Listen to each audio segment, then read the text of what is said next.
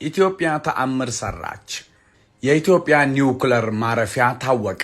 የምስራቅ አፍሪካን የኃይል ሚዛን የሚቀይረው ግዙፍ ፕሮጀክት ሊጀመር ነው። ሀገራችን ኢትዮጵያ በየቀኑ አዳዲስ ተአምራቶችን እያሰማችን ትገኛለች።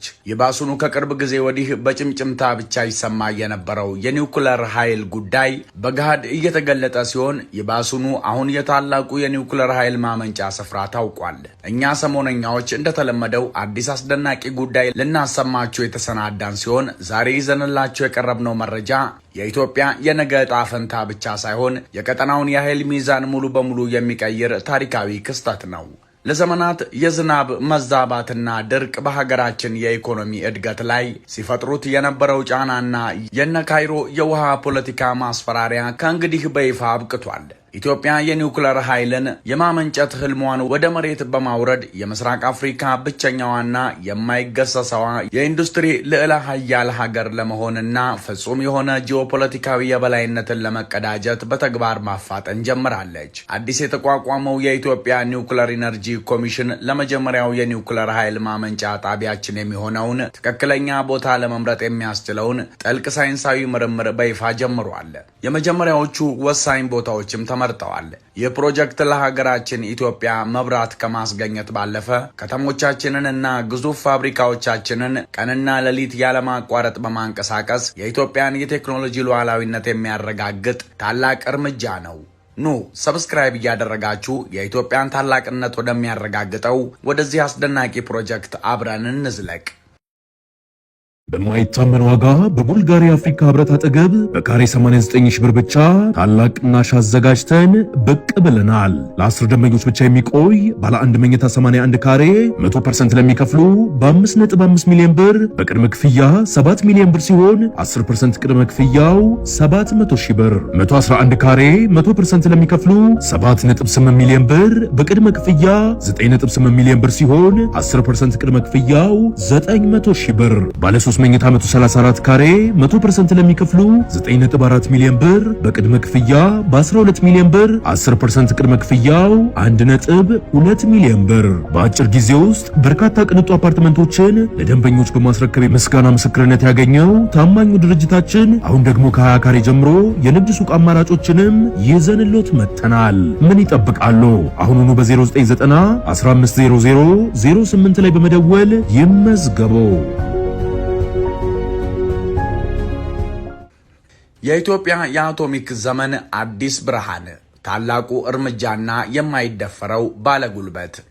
ከሰሞኑ እየወጡ ያሉ ትኩስ መረጃዎች እንደሚያረጋግጡት አዲሱ የኢትዮጵያ ኒውክለር ኢነርጂ ኮሚሽን ከወረቀትና ከፖሊሲ ውይይቶች ወጥቶ ወደ ተጨባጭ ተግባር ተሸጋግሯል። ኮሚሽኑ ከኢትዮጵያ ሳይንስ አካዳሚ ጋር በመተባበር በመላው ሀገሪቱ የኒውክለር ማረፊያ ቦታን የመለየትና የማጥናት ታሪካዊ ሳይንሳዊ ምዕራፍ ጀምሯል። በአሁኑ ሰዓት ምርጥ የሀገራችን ኢንጂነሮች፣ የጂኦሎጂ እና የኒውክለር ሳይንስ ሊቃውንት ዘመናዊ የሳተላይት ምስሎችን፣ ጥልቅ የመሬት ቁፋሮችን፣ የመሬት መንቀጥቀጥ ዳሰሳዎችንና እጅግ የረቀቀ የጂኦግራፊያዊ መረጃ ስርዓትን በመጠቀም ሀገሪቱን ከላይ እስከ ታች ከጓዳ እስከ ጎድጓዳ እያሰሱ ይገኛሉ።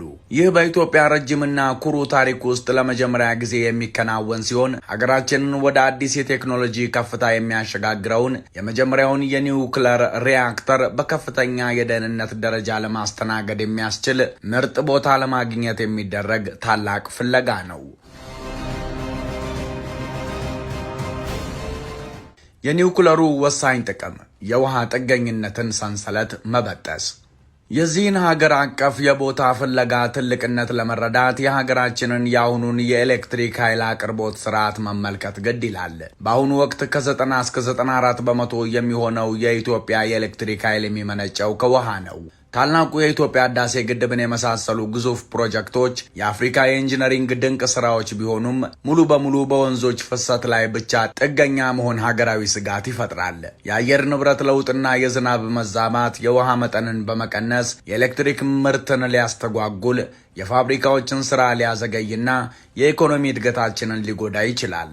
በሌላ በኩል ደግሞ የሀገራችን የኤሌክትሪክ ፍላጎት በየዓመቱ በ20 በመቶ እያደገ ይገኛል። አዳዲስ ግዙፍ የኢንዱስትሪ ፓርኮች፣ በፍጥነት የሚያድጉ ከተሞች፣ የማዕድን ማውጫ ፕሮጀክቶችና ዘመናዊ የኤሌክትሪክ ትራንስፖርት መሰረተ ልማቶች ከፍተኛና ያልተቋረጠ ኃይል ይፈልጋሉ። የፀሐይና የንፋስ ኃይል አስፈላጊ ቢሆኑም በቀን 24 ሰዓት ሙሉ ኃይል መስጠት አይችሉም። ጠንካራና የበላይነት ያለው ዘመናዊ ኢኮኖሚ ለመገንባት የአየር ሁኔታን ሳይጠብቅ ቀንና ሌሊት ያለማቋረጥ የሚሰራ መሰረታዊ ኃይል ወይም ቤዝሎድ ፓወር የግድ ያስፈልጋል። የኒውክለር ኢነርጂ ይህንን ክፍተት በመሙላት የሀገራችንን የኃይል አቅርቦት ሙሉ በሙሉ ወደ ላቀ ደረጃ የሚያሸጋግረው ለዚህ ነው። የኒውክለር ማረፊያ ምርጫ፣ ወርቃማ ህጎችና ተመራጭ ስፍራዎች። ለኒውክለር ኃይል ማመንጫ ጣቢያ የሚሆን ትክክለኛ ቦታ መምረጥ ከማንኛውም የመሰረተ ልማት ፕሮጀክት የተለየና እጅግ ጥብቅ የሆነ ሂደት ነው። እያንዳንዱ ውሳኔ በማያወላዳ የሳይንስ መርህ ላይ የተመሰረተ ነው። የኢትዮጵያ ኒውክለር ኢነርጂ ኮሚሽን ዓለም አቀፍ እውቅና ያለውን የደህንነት መመሪያ በመከተል በደርዘን የሚቆጠሩ የጂኦሎጂ፣ የአካባቢ ጥበቃና የኢንጂነሪንግ መስፈርቶችን እየገመገመ ይገኛል። የቴክኒክ ቡድኖቹ GIS ቤዝድ መልቲ ክራይቴሪያ ዲሲሽን አናላይሲስ የተባለ እጅግ የረቀቀ ዘዴን በመጠቀም መላዋን ኢትዮጵያ በዲጂታል መረጃዎች እያጠኑ ሲሆን ይህም ሳይንቲስቶች እያንዳንዱን ቦታ ከዓለም አቀፍ የኒውክለር ደህንነት መስፈርቶች ጋር እንዲያወዳድሩ ያስችላቸዋል። በዚህ ሂደት ውስጥ ሁለት የማይጣሱ ህጎች አሉ። አንደኛው ጣቢያው ከመሬት መንቀጥቀጥ ስጋት ነፃ በሆነና ለበርካታ አስርተ ዓመታት ሊቆይ በሚችል እጅግ ጠንካራ አለት ላይ ማረፍ አለበት። በዚህም ምክንያት ስምጥ ሸለቆ አካባቢዎች ከምርጫ ውጭ ይሆናሉ። ሁለተኛውና ዋነኛው ህግ ደግሞ ጣቢያው እጅግ ግዙፍና አስተማማኝ የሆነ የውሃ አቅርቦት ማግኘት አለበት።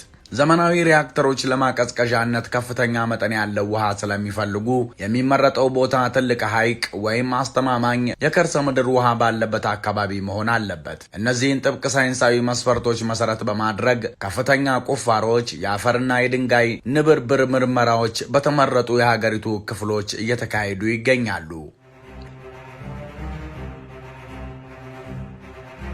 የኒውክለር ራዕይና የትምህርት መሰረት በኢትዮጵያ ዘመናዊ የኒውክለር ተቋም መገንባት ማናቸውም ሀገር ሊያደርገው ከሚችለው እጅግ ግዙፍ የመሰረተ ልማት ኢንቨስትመንት አንዱ ቢሆንም የሚያስገኘው ዘመን ተሻጋሪ ጥቅም ወደር የለውም። የኢትዮጵያ የረጅም ጊዜ ራዕይ እያንዳንዳቸው 1200 ሜጋዋት ኃይል የሚያመነጩ ሁለት ግዙፍ የንግድ ኒውክለር ሪያክተሮችን መገንባት ሲሆን ይህም በአጠቃላይ 2400 ሜጋዋት ኃይል ለሀገራችን ያስገኛል። በዓለም አቀፍ ደረጃ የዚህ መጠን ያላቸው ፕሮጀክቶች ከ10 እስከ 15 ቢሊዮን ዶላር ይፈጃሉ። መንግስት ይህንን ግዙፍ ወጪ በሀገር በጀት ላይ ጫና እንዳይፈጥር በተለያዩ የፋይናንስ አማራጮች ማለትም በረጅም ጊዜ የሁለትዮሽ የመንግስታት ብድር አቶም ጋር በሚደረግ የፋይናንስ ስምምነትና ወደፊት ኤሌክትሪክን ወደ ውጭ በመላክ በሚገኝ የውጭ ምንዛሬ ገቢ ፕሮጀክቱን ለመሸፈን እያጠና ይገኛል። ከዚህ ጎን ለጎን በሀገራችን ዩኒቨርሲቲዎች ውስጥ ጸጥ ያለ የትምህርት አብዮት እየተካሄደ ነው። እንደ አዲስ አበባ ሳይንስና ቴክኖሎጂ ዩኒቨርሲቲና ባህር ዳር ዩኒቨርሲቲ ያሉ ተቋማት ከዓለም አቀፉ የአቶሚክ ኢነርጂ ኤጀንሲ ጋር በመተባበር የላቁ የኒውክለር ኢንጂነሪንግ ትምህርት ፕሮግራሞችን እያዳበሩ ይገኛሉ። ይህ ታሪካዊ ፕሮጀክት ወደ ሙሉ ስራ በሚገባበት በሚቀጥሉት 10 ዓመታት ውስጥ ጣቢያውን በብቃት የሚያስተዳድሩ ኢትዮጵያውያን የኒውክለር ባለሙያዎችን ለማፍራት ያስችላል።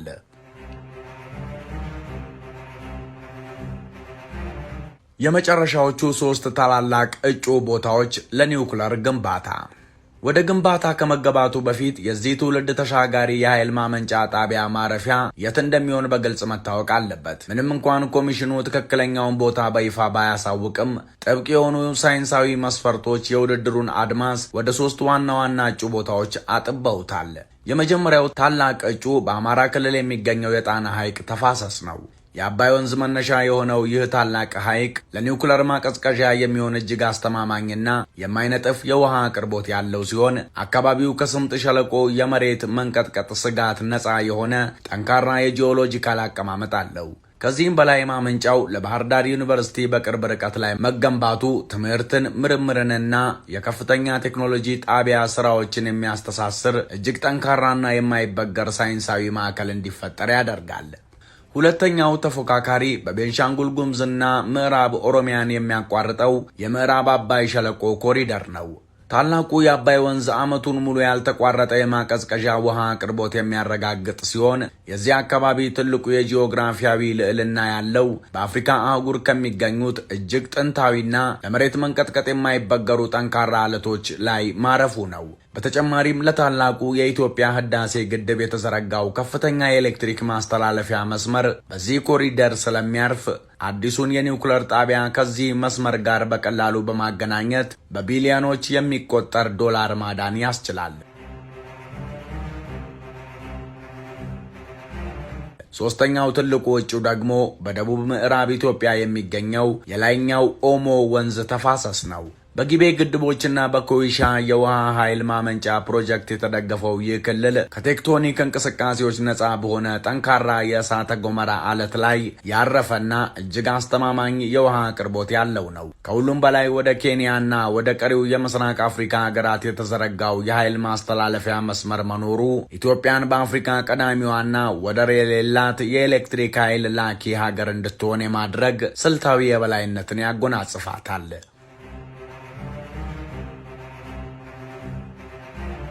የመጀመሪያው የኮንክሪት ግንባታና ቀጣዩ እርምጃ።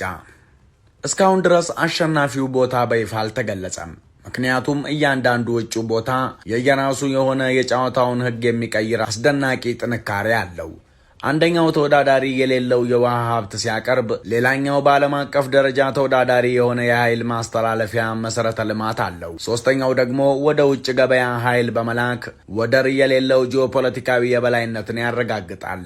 በአሁኑ ሰዓት እየተካሄዱ ያሉ የመሬት ቁፋሮዎች፣ የመሬት መንቀጥቀጥ ዳሰሳዎችና የአካባቢ ጥናት ምርመራዎች እጅግ ወሳኝ የሆኑትም ለዚሁ ነው። ትክክለኛው ቦታ በጥንቃቄ ከተመረጠ በኋላ ኢትዮጵያ ከዓለም አቀፍ አጋሮቿ ጋር ህጋዊ ማዕቀፎችን በማጽደቅ እንዲሁም የሪያክተር ማምረት ስራን በማስጀመር የውል ስምምነቱን በፍጥነት ትፈራረማለች። ወዲያውኑ የቦታ ዝግጅት ተጠናቆ ታሪካዊው የመጀመሪያው የኮንክሪት ሙሌት ይከናወናል። የኢትዮጵያ የአቶሚክ ዘመን ከእንግዲህ የሩቅ ህልም አይደለም። ሳይንቲስቶች መሬቱን እያጠኑ ነው። ኢንጂነሮች መረጃዎችን እየሰበሰቡ ነው። የነገዎቹ የኒውክሌር ባለሙያዎችም በከፍተኛ ደረጃ እየሰለጠኑ ይገኛሉ። የአፍሪካ ታላቁ የኤነርጂ ፕሮጀክት መነሻ ቦታ ማንነት በቅርቡ ይፋ ይደረጋል። ታዲያ እናንተ ምን ታስባላችሁ?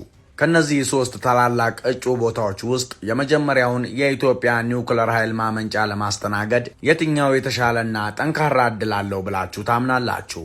ሐሳባችሁን ከታች ባለው የኮመንት መስጫ ላይ አስፍሩልን። ለሰሞነኛ ቻናል አዲስ ከሆናችሁ ሰብስክራይብ ማድረግ አትዘንጉ። በሌላ ጥንቅር እስክንገናኝ ድረስ ሰናይ ጊዜ። ሰላም በምድራችን ላይ ይስፈን። ሰላም። በማይታመን ዋጋ በቡልጋሪያ አፍሪካ ህብረት አጠገብ በካሬ 89 ሺህ ብር ብቻ ታላቅ ቅናሽ አዘጋጅተን ብቅ ብለናል። ለ10 ደንበኞች ብቻ የሚቆይ ባለ 1 መኝታ 81 ካሬ 100% ለሚከፍሉ በ5.5 ሚሊዮን ብር በቅድመ ክፍያ 7 ሚሊዮን ብር ሲሆን 10% ቅድመ ክፍያው 700 ሺህ ብር። 111 ካሬ 100% ለሚከፍሉ 7.8 ሚሊዮን ብር በቅድመ ክፍያ 9.8 ሚሊዮን ብር ሲሆን 10% ቅድመ ክፍያው 900 ሺህ ብር። ባለ 3 መኝታ 134 ካሬ 100% ለሚከፍሉ 9.4 ሚሊዮን ብር በቅድመ ክፍያ በ12 ሚሊዮን ብር 10% ቅድመ ክፍያው 1.2 ሚሊዮን ብር። በአጭር ጊዜ ውስጥ በርካታ ቅንጡ አፓርትመንቶችን ለደንበኞች በማስረከብ የምስጋና ምስክርነት ያገኘው ታማኙ ድርጅታችን አሁን ደግሞ ከ20 ካሬ ጀምሮ የንግድ ሱቅ አማራጮችንም ይዘንሎት መጥተናል። ምን ይጠብቃሉ? አሁኑኑ በ0990 1500 08 ላይ በመደወል ይመዝገቡ።